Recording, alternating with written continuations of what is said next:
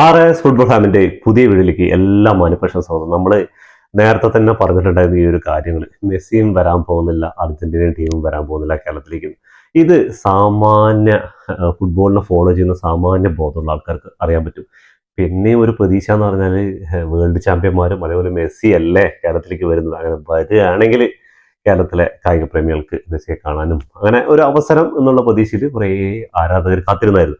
പക്ഷെ കാത്തിരിപ്പിന് അവസാനമായിട്ട് ഇന്നലെ റിപ്പോർട്ടർ ടിവിയുടെ മാനേജിംഗ് ഡയറക്ടർ ആള് വന്ന വാർത്താ സമ്മേളനത്തിൽ പറഞ്ഞു മെസ്സി വരാൻ പോകുന്നില്ല. അതിനു മുമ്പ് തലേദിവസം തന്നെ കായിക മന്ത്രി ആള് വന്ന് പറഞ്ഞിട്ടുണ്ടായിരുന്നു മെസ്സി വരാൻ പോകുന്നില്ല, നമുക്ക് അതിനെക്കുറിച്ചുള്ള ഒന്നും മന്ത്രിയുടെ ഭാഗത്ത് നിന്നിട്ട് ഒരു ക്ലാരിഫിക്കേഷൻ ഉണ്ടായിരുന്നില്ല. അപ്പോൾ ഇന്നലെ വാർത്താ സമ്മേളനത്തിലാണ് ആൻഡോ അഗസ്റ്റിൻ ചങ്ങായി വന്നിട്ട് കുറേ വാർത്താ സമ്മേളനത്തിൽ കുറേ കാര്യങ്ങളൊക്കെ ഇതിനെക്കുറിച്ച് പറയുന്നത്.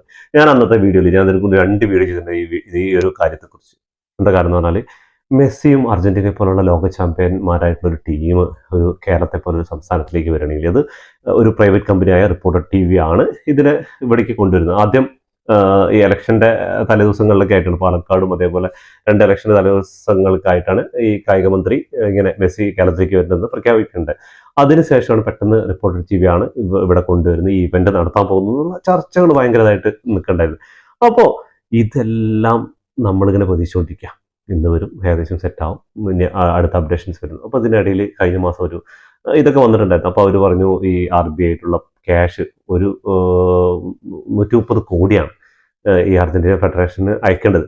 അപ്പോൾ ഇന്ത്യൻ ഫുട്ബോൾ ഫെഡറേഷൻ ആണെങ്കിൽ അർജന്റീന ഫുട്ബോൾ ഫെഡറേഷനായിട്ട് നേരിട്ടൊക്കെ സംബന്ധിക്കാനുള്ളത്. ഇത് പ്രൈവറ്റ് കമ്പനിയാണ്. പ്രൈവറ്റ് കമ്പനി എത്രത്തോളം ഇനിയിപ്പോൾ റിപ്പോർട്ടർ TV പറയുന്നതൊക്കെ ശരിയാണ്, ഇനിയിപ്പോൾ അങ്ങനെ അർജന്റീന ഫുട്ബോൾ ഫെഡറേഷനായിട്ട് ഇവർക്ക് കോൺടാക്ട് ഒക്കെ ഉണ്ടെങ്കിൽ കൂടെ ഈ ഒരു വർഷമുള്ള ഷെഡ്യൂളുകൾ അർജന്റീന ഫുട്ബോൾ ഏകദേശം ഒരു കൊല്ലം മുമ്പ് തന്നെ ഷെഡ്യൂൾ ചെയ്ത് വെച്ചത്. അതിപ്പോൾ അർജന്റീന മാത്രമല്ല വേറെ മിക്ക ടീമുകളുടെ കളി നടക്കുകയാണെങ്കിലും അതൊക്കെ ഒരു കൊല്ലം മുമ്പൊക്കെ അവർക്ക് ഷെഡ്യൂൾ ചെയ്യിക്കും. എന്താ പറഞ്ഞാൽ ഫിഫയുടെ ഇനിയിപ്പോൾ ലോകകപ്പ് യോഗ്യതാ മത്സരങ്ങൾ വരുന്നുണ്ട് സെപ്റ്റംബറിൽ. അപ്പോൾ അതിൻ്റെ ഗ്യാപ്പിലൊക്കെയാണ് ഈ യോഗ്യതാ മത്സരങ്ങൾ. അപ്പോൾ അങ്കോളയായിട്ടാണ് അവർ ഇപ്പോൾ ഒഫീഷ്യലായിട്ട് ഒരു ഗെയിം നടക്കുന്നത്. അങ്കോള ഫുട്ബോൾ ഫെഡറേഷനായിട്ട് കഴിഞ്ഞ ജനുവരിയിൽ ഒപ്പിട്ടാണ്. അപ്പോൾ ഒന്ന് ആലോചിക്കണം, ഈ നവംബറിലാണ് കളി നടക്കാൻ പോകുന്നത്. അതിന് വേണ്ടിയിട്ട് കഴിഞ്ഞ ജനുവരി 2020 ജനുവരി തന്നെ ഫുട്ബോൾ അസോസിയേഷനും അങ്കോള ഫുട്ബോൾ അസോസിയേഷനും AFA ആയിട്ട് അർജന്റീന ഫുട്ബോൾ അസോസിയേഷൻ കരാറിൽ ബന്ധപ്പെട്ടിട്ടുണ്ട്.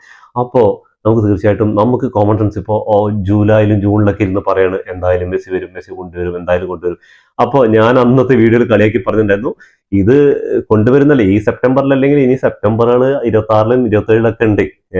അപ്പോൾ ഇതിന്റെ കാര്യം എന്താണെന്ന് പറഞ്ഞാൽ ഇനിയിപ്പോൾ അർജന്റീന 2026 വേൾഡ് കപ്പ് എടുക്കാന്ന് വെക്കുക, ഈ 130 കോടി ആയിരിക്കില്ല അവർക്ക് ചിലവാക്കേണ്ടി, ചിലപ്പോൾ 230-330 കോടി ചിലവാക്കേണ്ടി വരും അവരെ കൊണ്ടുവരണം. ഇനി അഥവാ എടുക്കാതിരുന്നാൽ ബ്രാൻഡ് വാല്യൂ കുറയാണ്. അർജന്റീനയ്ക്കും മെസ്സിക്കും അപ്പോഴും ആരാധകരുണ്ട്, പക്ഷേ ഇപ്പോഴുള്ള ലോക ചാമ്പ്യൻ എന്ന പട്ടം ഉണ്ടാവില്ല. ഇങ്ങനെ 2 ഫാക്ടറുള്ളത്. അതുകൊണ്ടാണ് ഇപ്പോൾ റിപ്പോർട്ട് TV പറയുന്നത് അവർക്ക് ഇന്നത്തെ വാർത്താ സമ്മേളനത്തിന് പൈസ കൊടുത്തു, ഞങ്ങളെ അർജന്റീന ഫുട്ബോൾ ഫെഡറേഷൻ പറ്റിച്ചു എന്നൊക്കെയാണ് പറയുന്നത്. പക്ഷെ ഒരിക്കലും ഇവർ നേരിട്ട്, എൻ്റെ ഒരു ഇത് ഞാൻ പറയുന്നത്, ഇവർ നേരിട്ട് അർജന്റീന ഫുട്ബോൾ ഫെഡറേഷന് പൈസ കൊടുത്തിട്ടുണ്ടാവില്ല. എന്താ കാരണം എന്ന് പറഞ്ഞാൽ അർജന്റീന ഫുട്ബോൾ ഫെഡറേഷനായിട്ട് ബന്ധപ്പെടണമെങ്കിൽ ഒരു തേർഡ് പാർട്ടി, എന്താ പറഞ്ഞാൽ ഒരു ഇവന്റ് മാനേജ്മെന്റ് ഒക്കെ നടത്തുന്ന പോലെ ഇവർക്ക് ഡയറക്റ്റ് ഇന്ന് വിളിച്ചിട്ട് ഇപ്പോൾ നമുക്ക് നാളെ കളിക്കാൻ വരാൻ പറഞ്ഞാൽ മെസ്സിയുടെ ടീം ഇപ്പോൾ നമ്മുടെ സെവൻസ് തന്നെ നടക്കുന്ന കളികളൊക്കെ കളിക്കണമെങ്കിൽ തന്നെ അവർക്ക് ഒരു മാസം മുമ്പ് അല്ലെങ്കിൽ ഒരു ആഴ്ച മുമ്പെങ്കിലും അവർക്ക് കൊടുത്താലാണ്, അവർക്കും വേറെ കളികളും ഷെഡ്യൂളുകളൊക്കെ ഉണ്ട്. അങ്ങനെയുള്ള ടൂർണമെന്റാണ് അവർ കേരളത്തിൽ നിന്ന് നടക്കുന്നത്. അപ്പോൾ ചാമ്പ്യന്മാരായ ലോകോത്തര കളി നടക്കാൻ പോകാൻ വേണ്ടിയിട്ട് ഇരിക്കുന്ന സമയത്ത് ഇവർ തീർച്ചയായിട്ടും ഇതിനു വേണ്ടി മുൻകൂട്ടി ഷെഡ്യൂളിൽ കാര്യങ്ങളൊക്കെ ചെയ്യണം. അല്ലാതെ വെറുതെ ഒരു മാസം മുമ്പ് 2 മാസം മുമ്പ് ഈ നടക്കുന്ന നടപടിയല്ല. അത് ഞാൻ കഴിഞ്ഞ 2 വീഡിയോയിൽ ഞാൻ പറഞ്ഞിട്ടുണ്ട്. ഈ ഒരു മെസ്സിയുടെ ഇതായിട്ട് എൻ്റെ ഒരു കാഴ്ചപ്പാടിൽ റിപ്പോർട്ടർ TV ഇപ്പോൾ കഴിഞ്ഞ ആഴ്ചയിലായിട്ട് പുതിയ സ്പോർട്സ് ചാനൽ അവർ ഇൻട്രൊഡ്യൂസ് ചെയ്തിട്ടുണ്ട്. എൻ്റെ ഒരു ഇത് പറഞ്ഞാൽ ഇവർ മെസ്സിയെ കൊണ്ടുവരാൻ ഉദ്ദേശിച്ചത് തന്നെ ആ ഒരു ചാനലിൻ്റെ ഇനോഗ്രേഷനും സംബന്ധിച്ച് ഈ ഒരു വലിയൊരു ഉണ്ടാക്കാൻ വേണ്ടിയിട്ടാണ്. കാരണം മെസ്സി വന്നു കഴിഞ്ഞാൽ ഇങ്ങനൊരു സംഭവം നടന്നു കഴിഞ്ഞാൽ 130 കോടിയാണ് കേട്ടോ ചിലവാക്കുന്നത്. അതിൽ ഇവർ പറയുന്ന കാര്യം എന്ന് പറഞ്ഞാൽ മെസ്സി ഇവിടെ വരുന്നു, 50 കിലോമീറ്റർ ഓപ്പൺ ബസ്സിൽ ഫാൻസുകാരെ സംഭവം 1 കോടി ആൾക്കാർ. എപ്പോഴാണ് ഈ 1 കോടി ആൾക്കാർ എന്നറിയില്ല. മെസ്സിക്ക് ഫാൻസ് ഉണ്ട് ശരിയാണ്, പക്ഷെ ഇതൊക്കെ നമ്മുടെ കൊച്ചു കേരളത്തിനെ കൊണ്ട് കഴിയുന്നതാണ്. അതുപോലെ ഈ റിപ്പോർട്ടർ ചാനൽ എന്ന് പറയുന്ന അത് ഗവൺമെന്റുമായിട്ട് സംബന്ധിച്ചാണ്. പക്ഷേ ഒരു അർജന്റീന പോലെ ഒരു ടീം കേരളത്തിൽ വന്ന് കളിക്കണമെങ്കിൽ അത്യാവശ്യം ഇവിടുത്തെ നിലവാരങ്ങൾ, ഒന്നാമത്തത് ഇവിടെ വന്ന് ഫ്ലൈറ്റ് ഇറങ്ങി കഴിഞ്ഞാൽ റോഡിൽ ട്രാവൽ ചെയ്യുമ്പോൾ റോഡിന്റെ ഗതികളൊക്കെ നിങ്ങൾക്ക് അറിയാലോ ഇപ്പം എന്താ അവസ്ഥ എന്ന്. ഞാനിപ്പോൾ നാട്ടിലുള്ളതുകൊണ്ടാണ് പറയുന്നത്. ഇപ്പോൾ നാട്ടിലെ ഓരോ റോഡുകളും മഴക്കാലത്തുള്ള ബുദ്ധിമുട്ടുകൾ നന്നായിട്ടുണ്ട്. അങ്ങനെ ഒരു പ്രശ്നമാണ്. രണ്ടാമത്തെ ഇവിടുത്തെ ഗ്രൗണ്ടിൻ്റെ നിലവാരങ്ങൾ. ഒരു മാസം 2 മാസം എടുത്തിട്ട് ഒരു സ്റ്റേഡിയത്തിലെ ഒരു ഗ്രൗണ്ട് പിച്ചും അതേപോലെ ഇതൊന്നും ചെയ്യാൻ പറ്റുന്നില്ല. അതൊക്കെ കാലതാമസം എടുത്ത് ചെയ്യേണ്ട കാര്യങ്ങളാണ്. അതേപോലെ ഇങ്ങനെയുള്ള ഗ്രൗണ്ടുകളിൽ അടുത്ത വേൾഡ് കപ്പ് കളിക്കാൻ പോകുന്ന മാസങ്ങളേ ഉള്ളൂ വേൾഡ് കപ്പ് കളിക്കുക. അങ്ങനെ ഒരു സമയത്ത് ഇങ്ങനെ നിലവാരം അവരൊന്ന് ഇതൊക്കെ ചെക്ക് ചെയ്യും. അവർ കഴിക്കുന്ന ഫുഡ് മുതൽ എല്ലാം ഈ ചാർട്ട് ഈ എഗ്രിമെന്റ് കോൺട്രാക്ട് ചെയ്യുന്ന സമയത്ത് എല്ലാം ഉൾപ്പെടുത്തിയിട്ടാണ് ഇവർ കോൺട്രാക്ട് ചെയ്യുക. അല്ലാതെ വെറുതെ ഒരു സുപ്രാത്തി വന്ന് കളിക്കാൻ ഇങ്ങനെ ഗ്രൗണ്ടിലേക്ക് ഒന്നും ഇറങ്ങില്ല.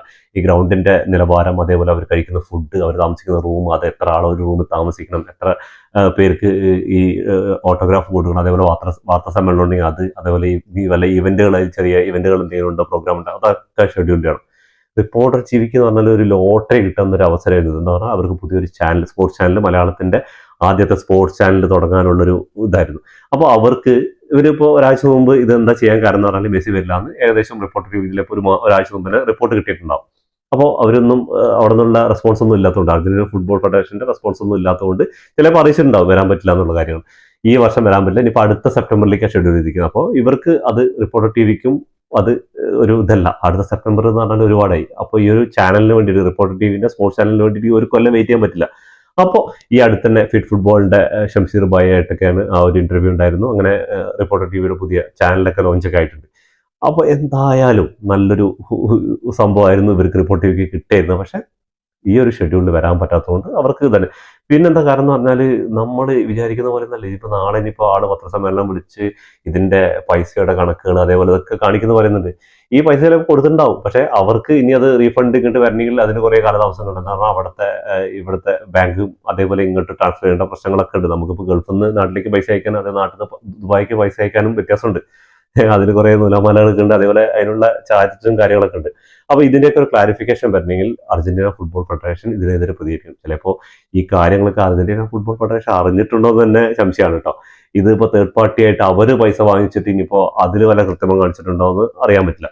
എന്തായാലും അർജന്റീനയെ പോലൊരു രാജ്യത്തിന് അവർക്ക് പൈസ കിട്ടുന്നു, അവർ കളിക്കാൻ. പക്ഷേ ഇതൊന്നും 1 മാസം കൊണ്ട് 2 മാസം കൊണ്ടല്ല. ഇതൊക്കെ ദീർഘകാലം, ഒരു 6 മാസത്തിൽ കൂടുതലൊക്കെ ടൈം എടുത്ത് കോൺട്രാക്ട് ചെയ്ത ശേഷമാണ് ഇവരിപ്പോൾ അങ്കോളയുടെ ജനുവരിയിൽ സൈൻ ചെയ്താണ് അങ്കോള ഇപ്പോൾ കളിക്കാൻ പോകുന്നത്. അതേപോലെ ഇനി അടുത്ത മാസം ചൈനയിലെ കളി നടക്കുന്നത്. അത് ഇപ്പൊ തന്നെ ഷെഡ്യൂൾ ചെയ്തിട്ടുണ്ടാവും.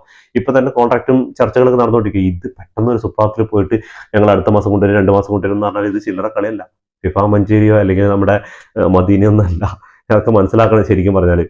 അപ്പോൾ ഞാൻ ഇതിനെ കഴിഞ്ഞ വീഡിയോയിൽ പറഞ്ഞ പോലെ ഈ ഒരു പൈസയൊക്കെ ചിലവാക്കുന്നുണ്ട്. ഗവൺമെന്റും ഇതിനെന്തായാലും ഫണ്ട് ഇറക്കണം. ഗവൺമെന്റിന്റെ ഇതിന് ഒരുപാട് ഇപ്പോൾ ഇതിന് ഒരുപാട് സ്പോൺസർഷിപ്പ് ഒക്കെ വരുമ്പോൾ ഗവൺമെന്റ് ഇതിൽ കുറച്ച് പൈസ ഇറക്കേണ്ടി വരും. അപ്പോൾ ഈ പൈസയൊക്കെ വെച്ചിട്ട് ഗവൺമെന്റിന് നമ്മുടെ ഓരോ പഞ്ചായത്തുകളിൽ ഓരോ ഗ്രൗണ്ട് അവിടുത്തെ നമ്മുടെ പിള്ളേർ കളിച്ച് വളരാൻ അതൊക്കെ കൊടുക്കുകയാണെങ്കിൽ കുറച്ചുകൂടെ എന്താ പറഞ്ഞാൽ ഇതിനൊരു ഹെൽപ്പ് ആവില്ലേ. മെസ്സി വരാതിരിക്കുക അത് വേറെ ഫാക്ട്. മെസ്സി വന്നാൽ കുറേ ആരാധകർ പോയി കാണാൻ പറ്റും. കുറേ പേർക്ക് അടുത്ത് മെസ്സിയുടെയും അർജന്റീനയുടെ കളി കാണാൻ പറ്റും. ഇപ്പോൾ നമുക്ക് പുറത്ത് പോയിട്ടൊന്നും കളി കാണാൻ പറ്റാത്ത ആൾക്കാർ ഒരുപാട് പേരുണ്ടാവും. പക്ഷേ കേരളത്തിൽ വരുമ്പോൾ അങ്ങനെയൊക്കെ സംഭവിക്കാൻ പോകും. അതേപോലെ തന്നെ മെസ്സി ഡിസംബറിൽ ഇന്ത്യയിൽ വരുന്നുണ്ടെന്ന് പറയുന്നുണ്ട്. അതൊക്കെ ഏകദേശം ഒഫീഷ്യൽ ആയി കഴിഞ്ഞിരിക്കുക. എന്നാൽ മെസ്സി എന്ന ഒരു പ്ലെയർ മാത്രം വരുന്നത്. അപ്പോൾ അതിന് വേണ്ടിയുള്ള ഷെഡ്യൂളൊക്കെ മെസ്സിക്കും അത് ആയിട്ടുള്ള കോൺട്രാക്റ്റ് ഒക്കെ നടന്നിട്ടുണ്ടാവും. പക്ഷെ അർജന്റീനയെ പോലെ ഒരു ടീം 22 അംഗ ടീം മൊത്തമായിട്ട് ഇവിടെ വന്നൊരു മാച്ച് കളിക്കാം.